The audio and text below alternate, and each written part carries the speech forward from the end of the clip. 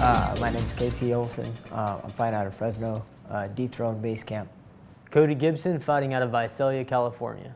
He's an attacker. He's aggressive. He likes to come in. He likes to fight. I mean, he's a striker from what I've seen, but he'll go to all aspects of the game, and that's good. Tough guy, you know, he's got a good record. He's effective at implementing his game plan, which is putting people on their back and keeping them there. So I've been working at trying to avoid that. His style is aggressive, and that's what I like. You know, we're both goers. We both come forward, and that's what makes for an exciting fight. I think he's ready to go at any point, you know, wherever the game goes, whether it's on the ground. He's a good wrestler. And obviously I've seen from his last couple of fights, he's definitely a striker. So, I'm just as prepared for that as well. You know, I'm sure we're going to test each other's wrestling out and see who has the better wrestling. But primarily I'd like it to be a stand-up fight because I think I've developed a little bit more as a fighter than he has.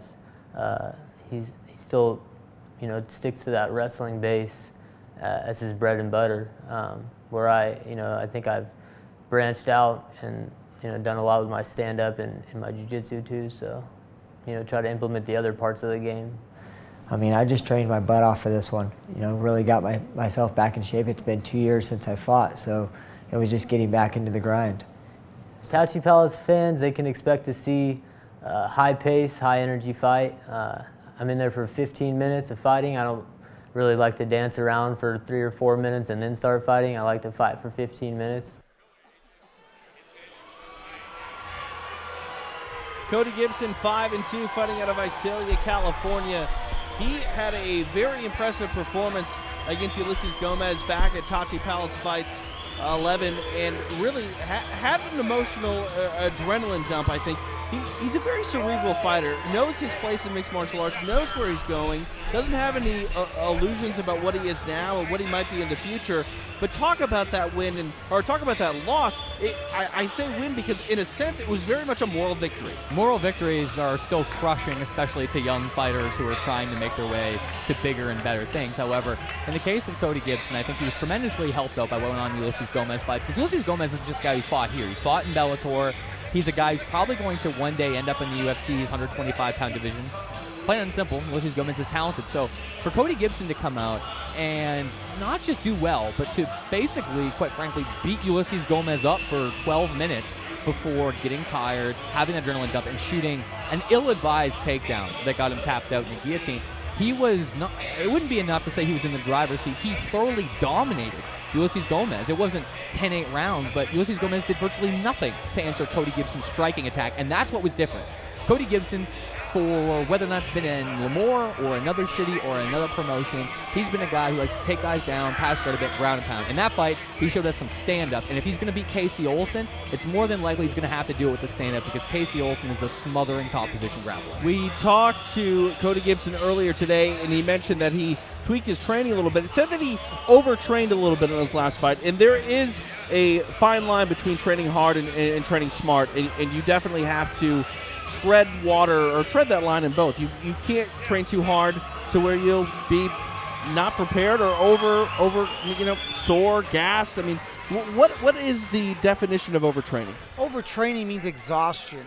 Your body's so physically exhausted that it is better to undertrain than overtrain. Why? Because your body is physically healthy, you're strong, and you're actually reversing all your work that you're putting in. Your muscles are so broken down that you're actually weaker, not stronger. So overtraining is something I've experienced in my career. It's tremendously, not depressing, but it's just not fun. It's definitely not fun, and you're just exhausted at a very fast rate.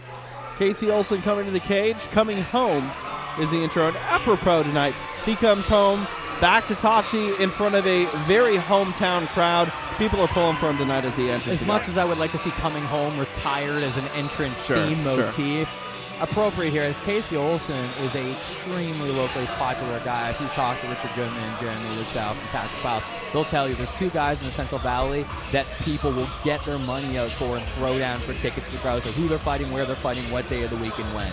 And one of them is Casey Olson, and the other is Isaac DeJesus. Casey Olson stands 5 foot 8 inches tall. Cody Gibson, the taller fighter, 5'10".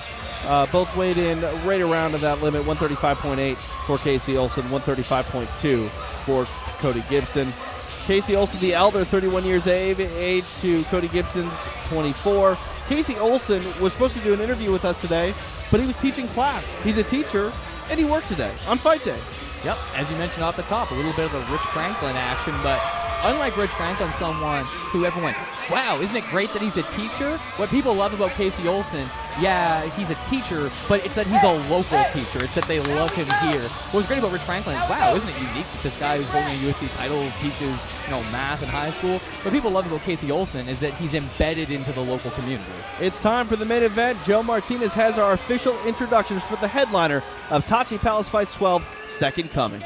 And now, ladies and gentlemen, from Tachi Palace Hotel and Casino here in Lemoore, California, this is the main event of the evening. The Central Valley Showdown, Visalia versus Fresno. The three judges scoring this bout at cage side on the 10-point must system, Abe Bellardo, Ralph McKnight, and Jackie Dinkin Miller. And your referee in charge of the action, the third man inside the cage, Marcos Rosales. And now, ladies and gentlemen, the judges are ready and the fighters are ready. Lemoore, make some noise if you are ready! Introducing to you first, fighting out of the blue corner, a mixed martial artist standing 5 feet 10 inches tall. Official weight, 135 1/4 pounds. As a professional, his record stands 5 victories and 2 defeats. Fighting out of and representing Visalia, California, here is Cody, the Renegade Gibson! And next, his opponent across the cage, fighting out of the red corner, a freestyle fighter standing 5 feet 8 inches tall. He weighed in 135 3/4 pounds. As a professional, this veteran brings 13 victories, just 3 defeats into the cage. Fighting out of, representing Fresno, California, here is the underdog, Casey Olson!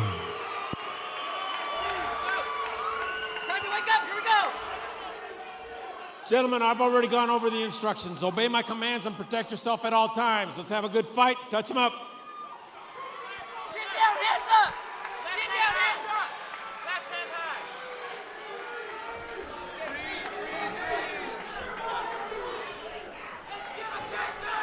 Marcos Rosales getting this bantamweight main event assignment. Touching gloves, we are underway. Motion, Casey motion, Olson in the motion. black with red trim. Motion. Cody Gibson in the white with black trim. Motion, motion, motion! Interesting stance there by Casey Olson, just throwing the hands up. Bait, there we go, work your way in. Open Work your way palm. in. Bait. Up, don't lean back. He's trying to manage the distance of Cody Gibson. He's a little bit of a taller fighter. Maybe he's trying to do it to disrupt his jab, I guess. And there we see the first takedown attempt from Casey Olson. And Gibson able to stay on his feet, get the clinch, and put the former Bulldog into the fence. Interesting to see if Cody Gibson can actually get a takedown here. I think if he could put Casey Olson on his back, it would be an extremely opportunistic position. But if he can't, I'm not sure it's something you should go too crazy for. If you can't get it, bail out, separate, strike, and go back the distance. Because Casey Olson showed with that stance, that desperate attempt at a double, he doesn't want too much of a striking battle here. See Gibson maybe try some dirty boxing here. He's got the underhooks, trying to basically bully the wrestler. You see what Javi was talking about earlier. Look at the feet of Casey Olson. He's basically on his tiptoes because he can't put his feet flat to the padding on the fence. Yeah, the best thing to do when you get in that position is to go for a double leg takedown. Now, what's keeping him there is the right hand of Casey Olson. So Cody Gibson has to bump with his shoulder, slide his shoulder down towards his stomach rib area, lock his hands, and get the takedown. Settle, don't force it. Not exactly sure what the strategy here of Cody Gibson is, trying to take down the wrestler. Nice body shots there by Cody Gibson as he tries to get his way into a single. We see Olson maybe flirting with the guillotine choke here, but nothing really. Don't worry about that choke. Get your hips back. Breathe and relax. I figured that the strategy for Cody Gibson was going to be to stay on the outsides, counter takedowns, and strike, but I think he's trying to flip the switch here and try to put the wrestler, Casey Olson, on his back. Now we see Olson diving in for a takedown again, but Gibson able to save it off and stay on his feet. And I mean, it's not pretty, but we see judges award fighters who push their opponent into the fence. Yeah, it's not effective offense. Neither one of these guys so far has really been an effective fighter. Cody Gibson has been going forward, but Casey Olson so far has been conserving energy, pummeling well, and avoiding big strikes. Yeah, he's been using a lot of energy pushing him up against the fence, and Casey Olson just seems to be very relaxed, very calm, and avoiding strikes. Good. Head position. He's in on a nice single leg now. High single. He's got to watch that head, though. Olson is flirting with an arming guillotine. Yeah, he should go to pick him up. There he goes and take him down. There he Now goes. he gets to the floor. Yeah, but his back was up against the wall. He pops right back up. Circle, wrestle. Now we'll see if Olson tries to get on top of him, maybe take the Olson's back got of to turn him Gibson. away from the Gibson has to turn away from the fence and did a good job right there, getting his back away and trying to finish this takedown. He's trying to snake him. I call it snaking. Casey Olson's snaking him, trying to get to his back, trying to run the pike the other direction. Is Cody Gibson. He got the takedown. Now it's on the floor. There's a scramble. Very nice scramble. Look at Olson able to stay off his back. Very nice. Very nice. That's experienced wrestling. That's just wrestling scrambling. I thought just for a second we might get a spladle from Casey Olson. I feel denied. Sometimes with wrestlers, they're very tough to take down with leg shots, but something that I notice is if you body lock like a wrestler, a Greco-style body lock, sometimes the body lock can trip. It's not something they're accustomed to, and a high-level wrestler, sometimes you can take down with the body lock and trip. Especially in a cage like this where you can't really get your feet where you want them because of how the bottom of the cage is padded. Now we see Olson trying to get him, maybe reverse the tables here and get Gibson to the floor. He's going to drop his level here, drop to his right knee to the ground, and look to pick him up. Now you see here Olson, very smart, kneeing the thigh of Cody Gibson. And that will Cody pay Gibson off. essentially laughing at him as Casey Olson attempted to knee his thigh there. Now, he gets a takedown, but now Gibson, I think he's flirting with a Kimura from this position. I don't think he's going to get it from here. Olson's turning him into the fence. He should circle towards his right. By doing that, it's going to neutralize the hips of Cody Gibson, and he should be safe. It's only a matter of time before Gibson lets go of this Kimura. Keep working. 30 seconds remaining this opening contest of opening round of our main event contest. Again. Cram your right shoulder into the fence. Cody Gibson's head is right pressed up against the fence, and he's stuck right here. Any danger that Olson feels, he should just circle to his right and neutralize the hips of Cody Gibson. More than that, if Olson just drove forward into the fence, he'd be smashing Cody Gibson's head and neck into the fence. He should not only drive forward, he should use his head. You see how you can use his head right underneath the right armpit of Cody Gibson, and that also can pry himself out of the Kimura. An interesting round as we saw Gibson putting Olson into the fence and maybe holding him there, but really the most effective offense was Olson, what he did with the left hand on the floor. Yep, I would agree. I would probably go a 10-10 on that because I didn't see either guy have the kind of offense that makes you go, oh, he totally won that. It was a tough grappling match. The one thing that I will say is in that round, Casey Olson was definitely a bit better of the ring general because he was able to shut down Cody Gibson's offense and then finish his own late takedown and even landed some better strikes of his own. Here we go, some replay action, some very nice wrestling scrambles here. Gibson not able to get on top in the sense where he was able to secure position. I just don't think it's the best strategy for Cody Gibson to be doing this, trying to scramble. He's wasting a lot of energy. He's doing very little damage. And Casey Olson, a very confident wrestler, just defending shots, scrambling, getting back up to his feet. Leave him in the center of the cage. It goes back to what we talked about with Rob Meverson. It's not that Cody Gibson isn't able to compete. It's about why wouldn't you do the thing that puts the largest distance between you and your opponent in a given round. Round number 2 underway of our main event, Gibson versus Olson. Would you blame that on the fighter or on their camp and the training?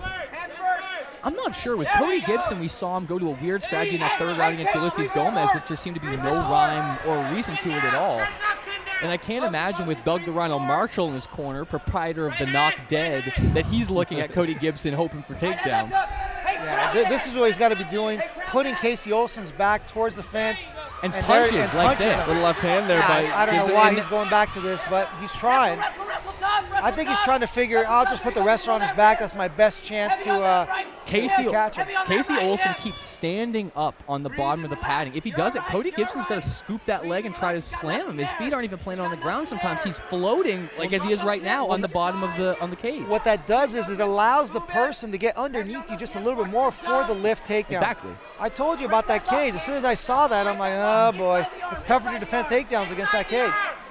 I mean, not to go too crazy, but it's the same thing that made the Yama pit an infamous failure. You can't have like an embankment like NASCAR and expect guys to stop takedowns. That said, Casey Olson is able to stay off his back for the most part.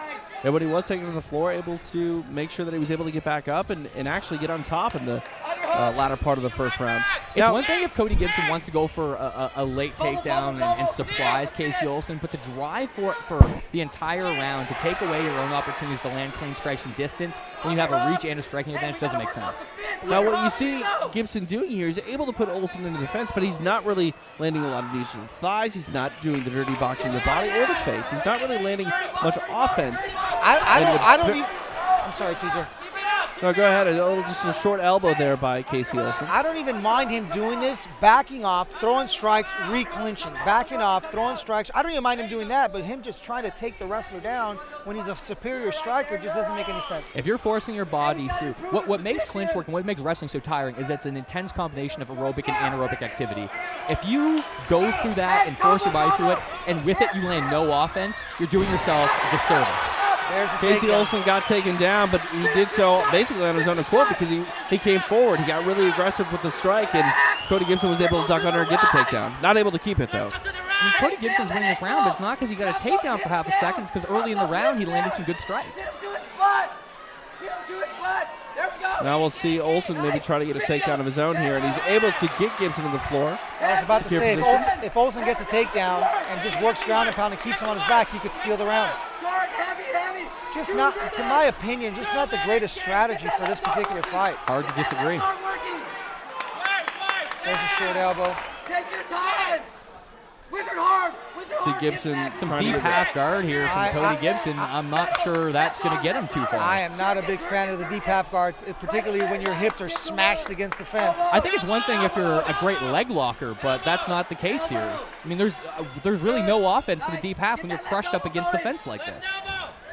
And it makes it even more difficult to defend the strikes as well. Casey Olson wrapping the neck of Cody Gibson. Trying to go for a cradle now.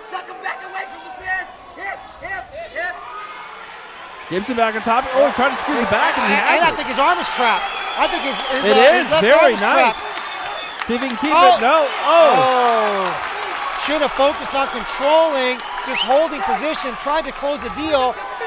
Olson did a good job of bumping his hips and throwing the leg high, turning in, and now he's back on top. This is a good job by Gibson here, though, because as long as he's elbowing, Casey Olson is not a guard passer. He is not a big pounder. He's going to get on top. He's going to try to smother you like that and land short shots. If Gibson just gets freaky, lands big elbows, and stays active, he can still win this round. Gibson utilizing the body triangle here with this close guard.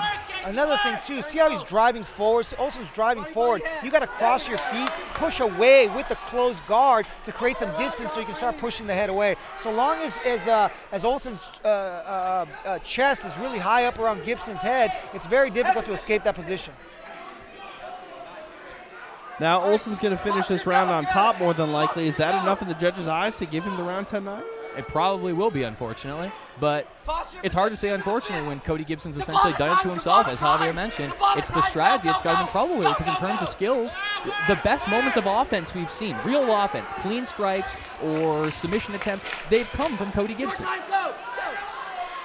Yeah, I would have tried maybe the takedown, and then the plan B should have been to strike. If you can't get the takedown, don't be sitting there forcing the takedown, because you're just the clock is ticking away as well. So even if you get the takedown, how much time are you going to be on top? My whole attitude is, are you going to be able to close the deal? I'd have this around apiece, but I have very little doubt that our three cage-side judges probably have a 2018 for Casey Olson. Cody Gibson has to do something different and drastically different in the third round. Now it's his gamesmanship, but should Cody Gibson have gotten up and raised his arms and solidify with the judges that, hey, it might not look pretty in the final 30 seconds, but I should win that round? Well, all three judges were sticking their scores through the cage to pass it to the commissioner collecting, so it was a little too late. See the replay here? Gibson very quick to try to get that back. Beautiful, but notice how high his left leg is up by Olson's shoulder. That's what allowed him to push up on the leg and turn into him. One thing I like to do from that position, when it's that high, you open your knee, which drops your knee and leg control closer to the elbow.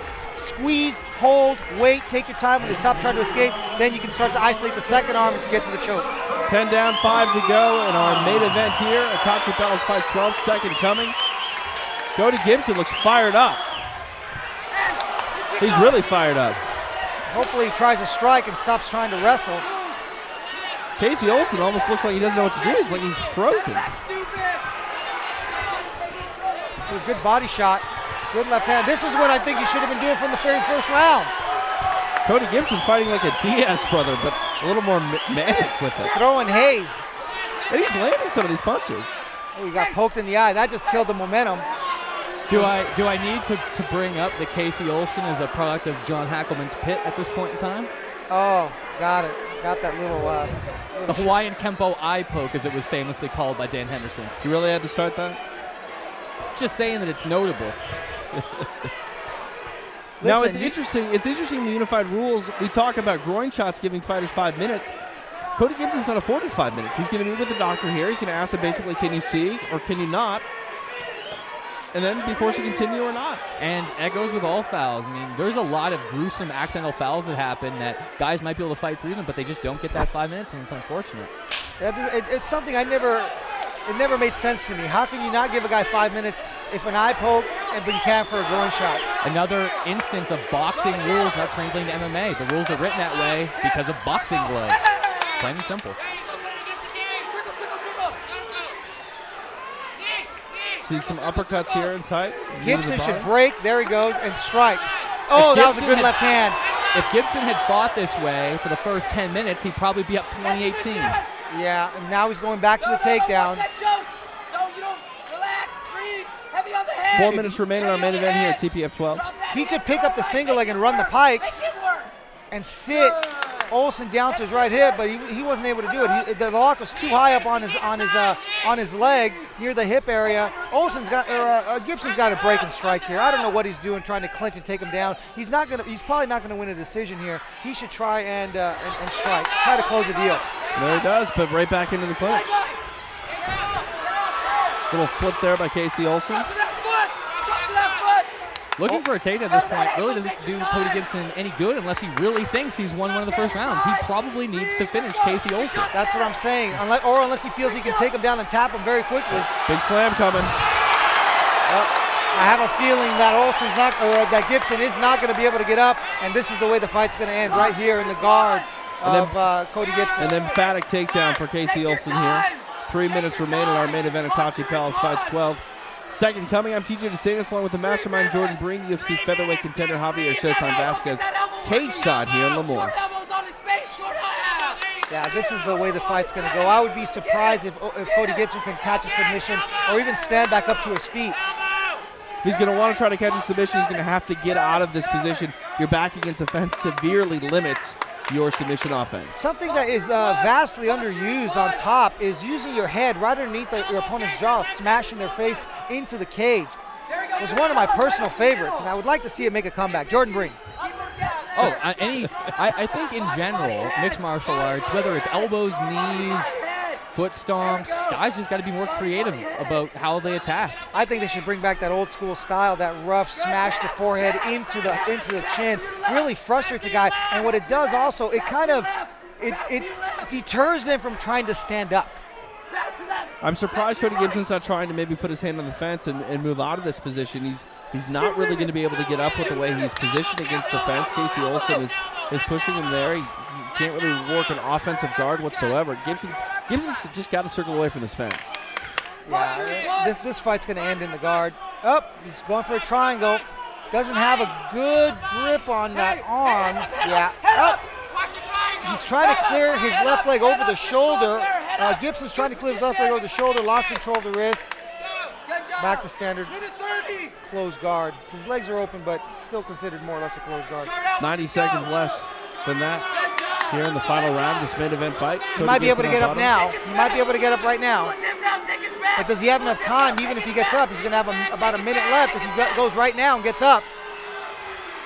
You see an example here. Casey Olson could have tried to step over, maybe take the back, take a dominant position, but instead just sits up, gets a front headlock.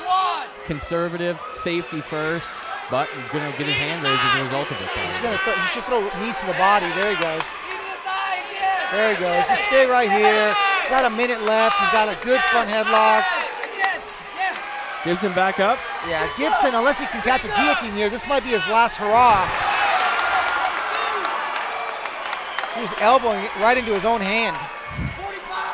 He braced the head of Casey Olson, was throwing elbows, but he was hitting his own hand. The Josh Neer special, punching yourself in the face on the ground. Time is not on the side of Cody Gibson. 30-second remains. It looks like Casey Olson's going to earn himself. Look at the back of Casey Olson, just from being up against the fence for a large portion of this fight. And yet, that's really the only damage on him because Cody Gibson didn't want to throw strikes in the feet. You're good, you're good. Posture and punch. Yeah, it's extremely difficult to get up from here. Olson's posturing high, driving his head into the fence. That's it. That's a wrap. Casey Olson thinks he won this fight. And he's probably right.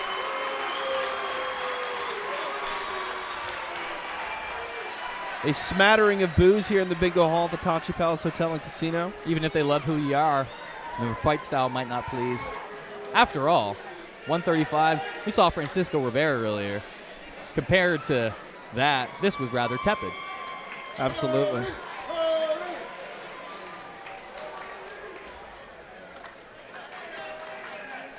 Cody Gibson still thinking that he may have taken this bout. He throws his hand up.